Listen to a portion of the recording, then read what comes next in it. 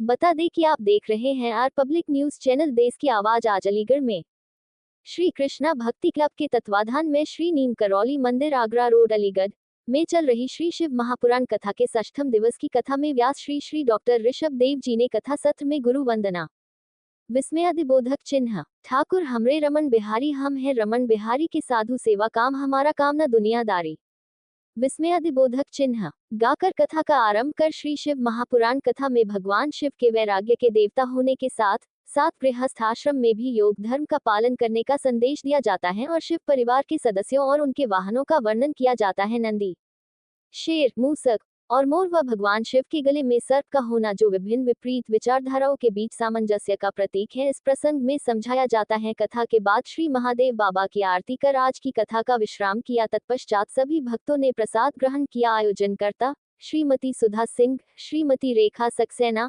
श्रीमती मिथिलेश सक्सेना, श्रीमती अनीता सक्सेना, श्रीमती अनुपम यादव, श्रीमती पूनम वार्षणीय, शिवम सक्सेना। उपस्थित रहे भक्त गोपाल जी अचार वाले, कौशल वार्षणीय, आर के टेलर्स, आर्या जादौन, प्रणवी सिन्हा, राकेश सक्सेना, कनिष्का सक्सेना, शिव कुमार सिंह, कविता, शालिनी, रचना, तोशी सक्सेना, मंजू, अर्चना, चारू, नीलम, शिल्पी, प्रीति, जय, शिल्पी वार्षणीय, समीक्षा माहेश्वरी, अमृता। छठे दिन की कथा सुनाई जा रही है।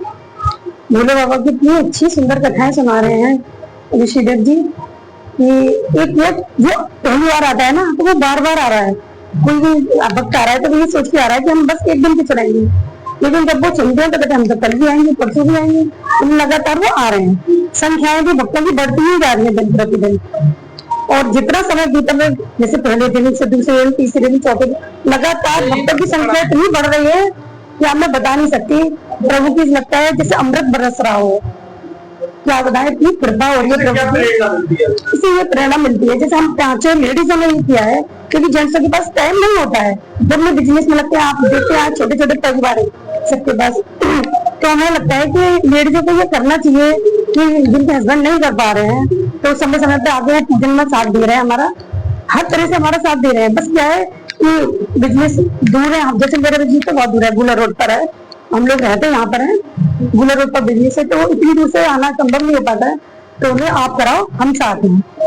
तो हस्बैंड को भी ऐसे बोलना चाहिए कि हम साथ हैं, आप कराओ, जिससे औरतें भी आगे बढ़े।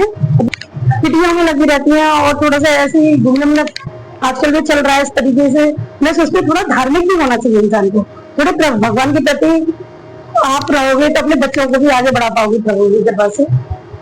मैं लोगों को संदेश देती हूँ कि आप जैसा करेंगे आपके बच्चों के बच्चे वही अनुसरण करेंगे, चाहे आप अच्छा करें चाहे गलत करें। जब हम कर रहे होते हैं तो हमें कुछ पता नहीं होता, जब उसके परिणाम आते हैं तब लगता है कि हमने गलत किया कि सही किया। तो मैं तो यही कहूंगी सभी से कि आध्यात्म की तरफ बढ़ो और ऐसा करो कि जिससे तुम्हारे बच्चों को भी, जब बच्चे बढ़ के बड़े हों तो थोड़ा फख्र हो कि मेरे बच्चों ने ये किया। तो हम इस तरीके से काम करेंगे तो बच्चे क्या सीखेंगे। इसलिए मेरी सब लेडीजों से अनुरोध है, अपील है कि कृपया अपने परिवार को बचाइए मोबाइल से। ये इस तरीके की आजकल की चल रही है दुनिया, हवाएं चल रही है इस तरीके की, उनसे बचाइए। अपने बच्चों की पढ़ाई पर फोकस कीजिए उनका।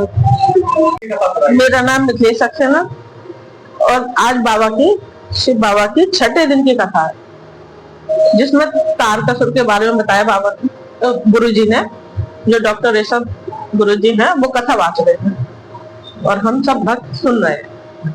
और बीच में भजन चल रहा है इस समय और बहुत ही अच्छी बाबा की कथा है। शिव बाबा की सुनने मात्र से ही तो शरीर में रोमांच हो जाता है और सभी भक्तों को सुननी चाहिए। भक्त भी खुश है सुनकर और अपने जीवन में इसको उतारना चाहिए।